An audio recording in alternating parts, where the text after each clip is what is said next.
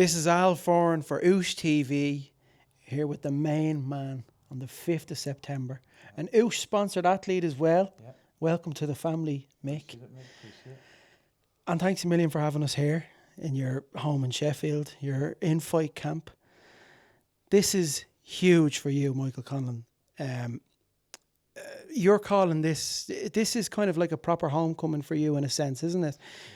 You carved your path and success in the amateurs in Dublin.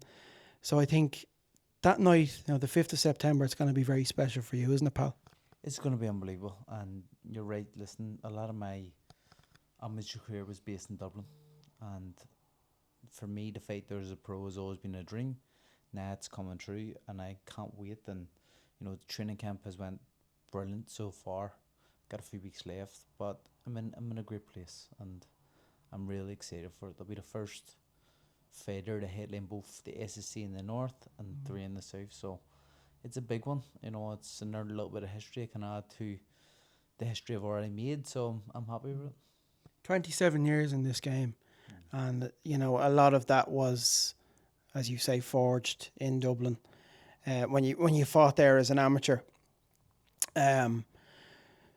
Just talk to me about, obviously I know you'd mentioned it there a little bit, but just talk to me about, how you're going to feel before you make that entrance in the 3 Arena on the 5th of September. It's kind of like a missing piece of the Michael Conlan jigsaw puzzle, isn't it? It is, I don't know how I'm going to feel for it, but as soon as Grace comes on, anywhere I'm fighting, I feel at home. And that's going to be special in that arena. That'll be special, and there'll be a surprise on the night too, which is good. So it's going to be like the hair stand up. Even when I watch videos, not even when I'm there. When I'm there, they definitely stand up. But even when I watch back videos of past entrances and you see Grace being sung, it just put shivers down the spine. Yeah, absolutely. It's that'll be a special moment on the night.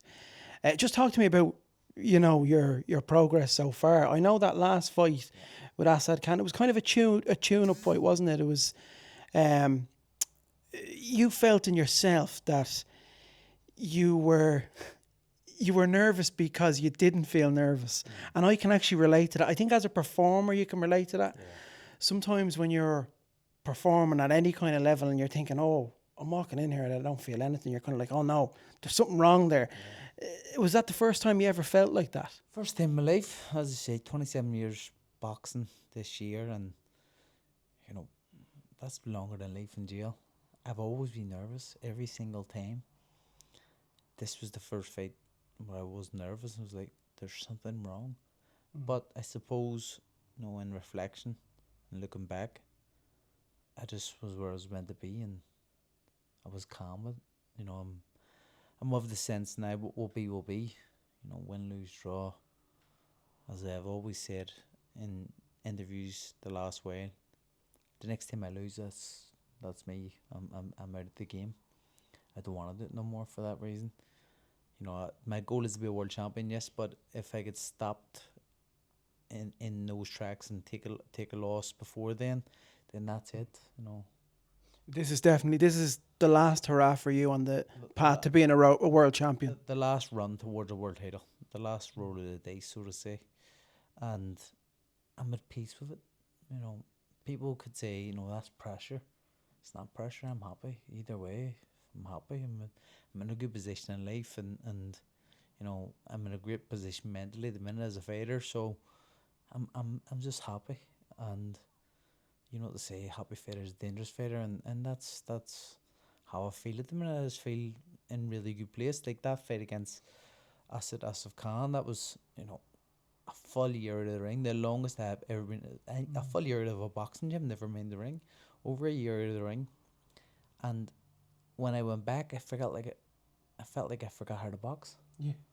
I was in the gym and I was sparring. I was like, "Jesus, I'm terrible. What's going on here?" Everything went missing. Like the punch selection. I was going, "What's going on?" I had to tell the coach, "Listen, I'm not this bad." He says, "I know you're not. You've just been here a long time." And then this training camp, I said to him, "I've told you," and he says, "I already knew. It was just the time." I said, "No." So now I'm in a good place. Now I'm back in a sense, loving what I'm doing again. you know, for probably a bit of time. Like last year, the last 2 years probably been a very, very dark period in my life, never my career. So now I'm back enjoying it, enjoying what I'm doing with no kind of worries and of whatever happens. You know, whatever happens will happen. I just got to go out and do my job and try to be successful doing it. Just to speak on that, the last few years, I've seen you in interviews talk about that, and do you feel, you know, being back in the game, essentially, it's improved you mentally? Because I know you did speak about, you know, how you felt mentally even while you were active. You said like you know you had a lot of distractions around you. You don't have that anymore, do you? No, I had to listen to, it's a lot of personal stuff and a lot of family stuff which was going on at that time, and you know, and they built up the fights and things that you don't need to be going on, even when you're not a fighter. You know what I mean? So to kind of juggle everything and go into fights, probably mentally fatigued in a sense, and unsure of what the hell was going on. And now that's kind of all being put to bed and, you know, put behind me. I'm in a really good place. You know, I'm probably in the best place mentally I've been in a very, very long time. Like, I'm in the gym. I'm actually enjoying it. I love training anyway, so no matter what, I always enjoy training. But I'm loving being in a boxing gym. I'm loving boxing again, in a sense. So, you know, I always say in a sense because it's a sport you can't love. You can't love boxing. I mean, if you love boxing, you'll lose your life to boxing. So that's why I wouldn't say I love the game, but in a sense, I'm loving it. I'm loving what I'm doing again, and I'm enjoying the process. Was that a stark reminder for you when you had that comeback fight in Brighton? That like, okay, I have this sport, I've been in it 27 years, but you've been out for such a long time that you forget those. Do you forget the fundamentals that you learned at a young age if you're out for that length of time? Or I think it's more to do with timing. You know, when you're active, it's very good. Your timing is always there, and like being out of the ring for the longest you've ever been in your life, it kind of disappears, and you have to try to find it again. And I'm not lying. In that training camp, I didn't know it was going to come back. I was going, what the hell's going on here? But then towards the end of it, things started to click and everything. Actually, I said to myself, I remember the day, because I says, I'm just going to go in and just do what I did when I was a kid and have fun and like take the piss out of the opponent, because that's what I used to do when I was a kid. When I was in the gym, they stick my tongue out, laugh at them, and they would get really upset and try to come at you. So I just went in and started like singing when I was in the ring, hitting people, moving away, laughing, making them miss, hitting them, talking to them.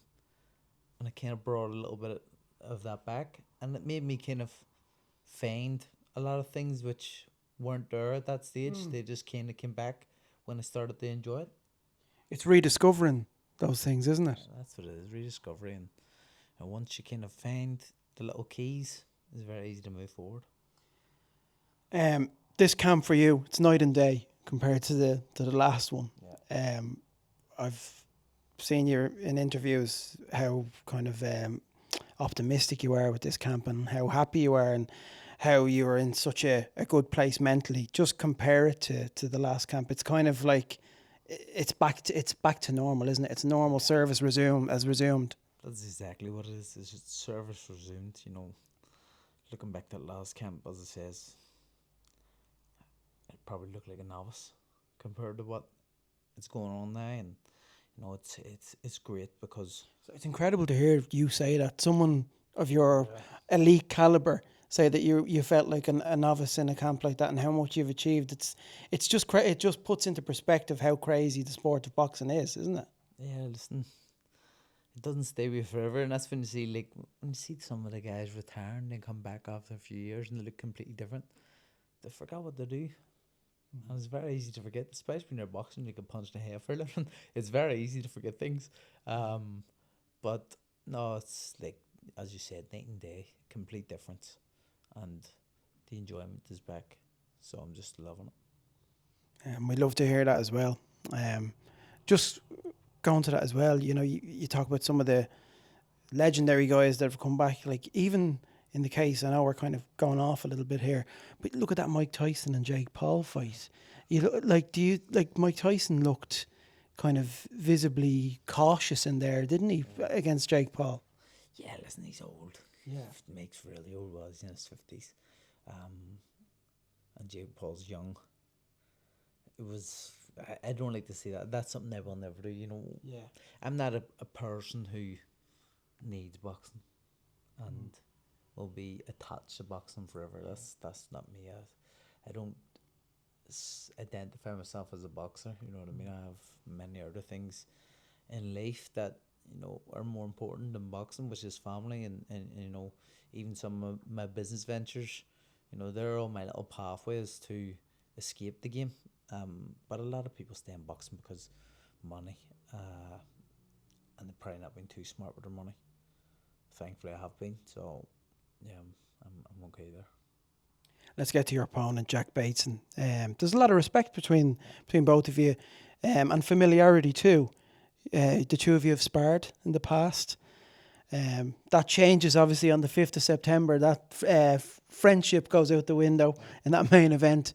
But just tell me, is it a case of, I assume it'll be beneficial for him too, but you're familiar with him, that you've sparred with him, you've trained with him before. Do you kind of know things that maybe some of his other past opponents don't know? No, not necessarily. To be honest, I can barely remember the spars.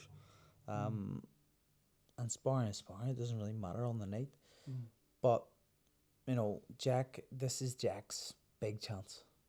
He beats me, he can get into some big fights, because obviously me being a big name still, he can kind of start his career in a sense. Even though he's been around, he can kind of take off a bit.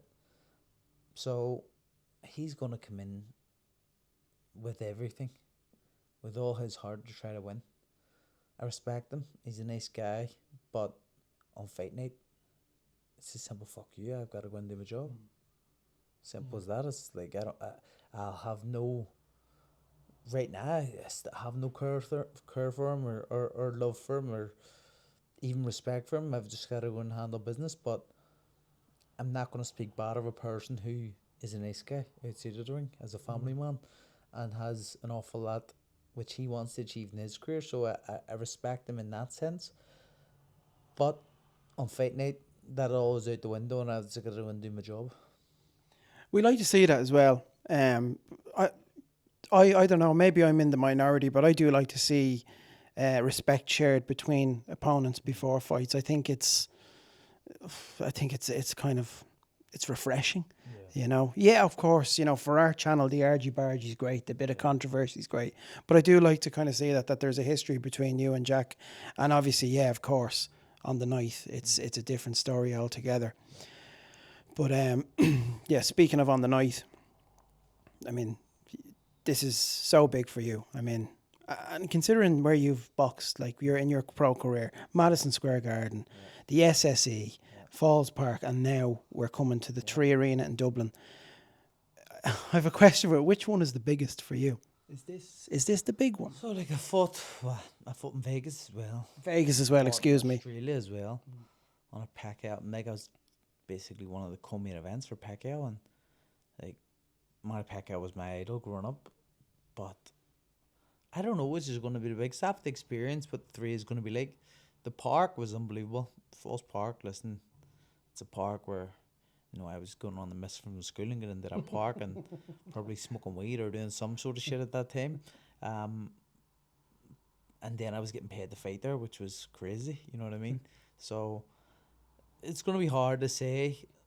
I'll judge it on the night and figure out what the atmosphere is like, because anywhere I fight in Belfast, New York, 50% of the tickets is done from my tickets is done from the south of Ireland. So the fact that that's the case, I'm excited for Dublin, because Irish fans in general, no matter what sport they're following, they always follow, and they're always very loud, and they're a great fan base because they're not the argy-bargy type. They'll just go and have fun. Win or lose, they're still drinking. They're still having fun. The Euros are proof of that, aren't they? Proof of it. Terrible, but going enjoying it and singing along the whole time. So I want to put on a show for them, and that's what I plan to do. I plan to put on the best performance in a long time they'll seen from me. And, you know, especially with how everything is going, I don't doubt that at all.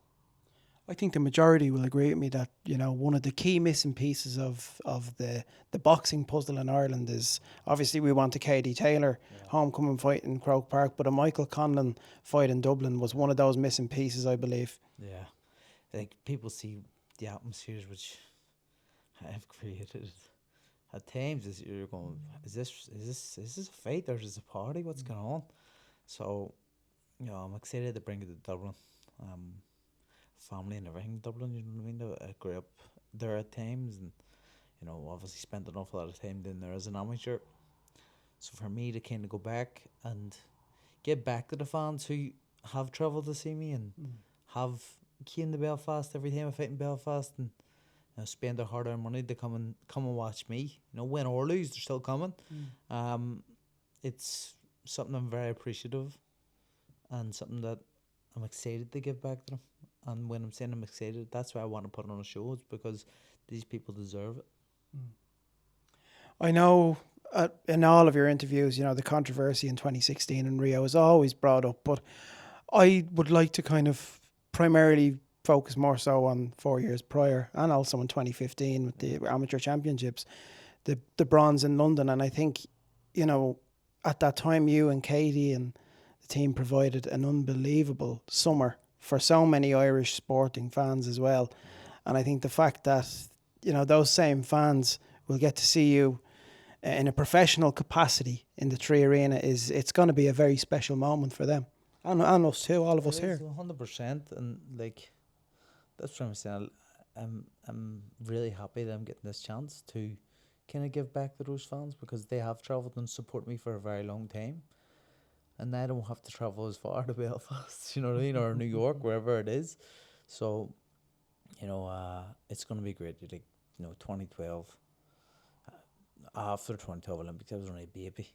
I became a household name, and I was like, what the hell's going on? I was like, couldn't go out anywhere in Dublin without people stopping you, getting the photo, and I loved it. It was great, and, you know, that kind of set me up for the journey which I had as an amateur to become one of Ireland's most successful ever amateur boxers. And, you know, something I'm really proud of. But now it's time to give back. Absolutely. Not forgetting 2015 RTE Sports Person of the Year. Sports Person of the Year. Still the one and only male world champion we've ever had. So that's another bit of history which I sit back and go, yep, still there. I've still held it. Just puts things into perspective how special this night will be. Let's talk to me. Just we had a little chat beforehand as well about, you know, the things you're doing outside of boxing. You've developed a proper love for golf the last 2 years. You played, was it last weekend you played? This weekend. This weekend again. Yeah. That weekend there. Played terrible. First time playing. I think second time actually I've played this training camp. This is the first training camp in a while now where I've knocked golf in the head and just focused on the job. I played to burn extra calories when I was walking, really. But everything's gone out the window, mate, and I don't know what's going on. My swing's gone. I can't hit my driver no more. Used to be able to hit my forehand. Can't hit my forehand no more. No club is working. Even yesterday, my putter wasn't working. I was like, what's going on? Are you like the whole package with golf now? Are you playing, and are you a watcher of the game as well? Yeah. So I take it you enjoyed the Masters in April. Mate, since I started playing golf and then started watching it, my respect for golfers has been through the roof. I used to say, like, golf's for sissies. I'll never play golf. And then I'm like, I'm a sissy. I'm a sissy. I'm a full sissy now. If golf's for sissies, that's me. Because, you know, it's something that is so addictive. And it seems when anybody hits 30 to start to play golf. And, you know, I'm going, Jesus, why didn't I get into this when I was a kid? I suppose if I left a pair of golf clubs up in the area where I'm from, I'd probably would have get laughed at. But my God, I would choose. If he brought me back to the start, it says, pick golf or box. Golf every day of the week. Every day of the week. Every day of the week. You also, there's a few other exciting things outside of boxing that you have. You're very smart, Mick, as well. There's a lot of things that you're investing in outside of the sport. You have Le Gras Lager as well. Yeah, Le Gras. The only lager, probably the only drink in the world with real shamrocks in it. The same shamrocks the President of Ireland gives to the President of America every year. It won best lager in Ireland in the World Beer Awards last year. Won gold standard in the world, standard for our bottle design. It's unbelievable, and obviously made with Shamrock Lager with love. Any, especially Irish Americans, are gonna love this beer. Anybody who drinks it loves it and says, "Where can I get this? I want this beer." So now we're just building, and it's building, and it's growing. And obviously, I'm the person who wants things done yesterday, so I'd like to be moving faster, but it's moving at the right pace, and I'm really happy with it. And look, we're delighted to have you on board as well as an Oosh sponsored athlete. That's going to be special for Oosh on the night as well. We can't wait to be there on the 5th of September. Throughout fight week as well. 100%. Listen, it's a pleasure and it's an honour. Big shout out to Mick and stuff at Oosh. Coming on board, and especially in the tail end of my career, where probably a lot of people wouldn't want to take the punt on me, but Oosh have. So I'm very appreciative of it, and I'm excited for the night for Oosh. Obviously, I'm looking at the competitions going, I wish I could enter these, but I can't enter them. I'm not allowed to enter them. I want to enter them myself. So it's very good. No, we're more than happy to have you on board. Listen, I'll finish this one up. We're gonna get Callie-Ann for the quick fire questions, and there's a special game that Callie-Ann has organised. So I'll just get to it with the impressions. And I know you're a big fan of The Sopranos. Yep. I know you like Tony. It is what it is. Sometimes it's very good. You gotta binge watch it. During camp. But I see on the TV, we walk in, he's watching Blades of fucking Glory. What's this all about? It is what it is. But you talk about the Shamrocks with the, Michael D and Trump. Yeah. Well, of course, the Shamrocks are very important with the lacquer with Michael Conlan. By the way, one of the most decorated athletes this country has ever produced. And I hope everyone will show up on the 5th of September. I know Donald Trump, I've been on to him. He might come. Well, I think Mick's a tremendous athlete. He's a great guy. Great guy. I love boxing, Mick. I have a great history in boxing with Mike, he used to promote my fights, Mick, Trump and the Trump Plaza and all that, it was amazing. And I know you got a keen interest in golf. I'll just bring Paul Rick Harrington in to say a few words. I think sometimes, when you're working on your swing, I changed my swing, Mick. I had to go and change it. Do you realise you're not getting a question in here? I'm just going through the impressions. But I'll do a bit of Katie to end it. Mick, just want to wish you all the best on the 5th of September. Really looking forward to it. We all know I will definitely be there. Brilliant, fucking brilliant. Yeah, two Olympians, an absolute legend. Mick Conlan, 5th of September. Be there, the Tree Arena. Come on, Mick. Oh yeah, we got to do an Oosh on 3, 2, 1. Oosh!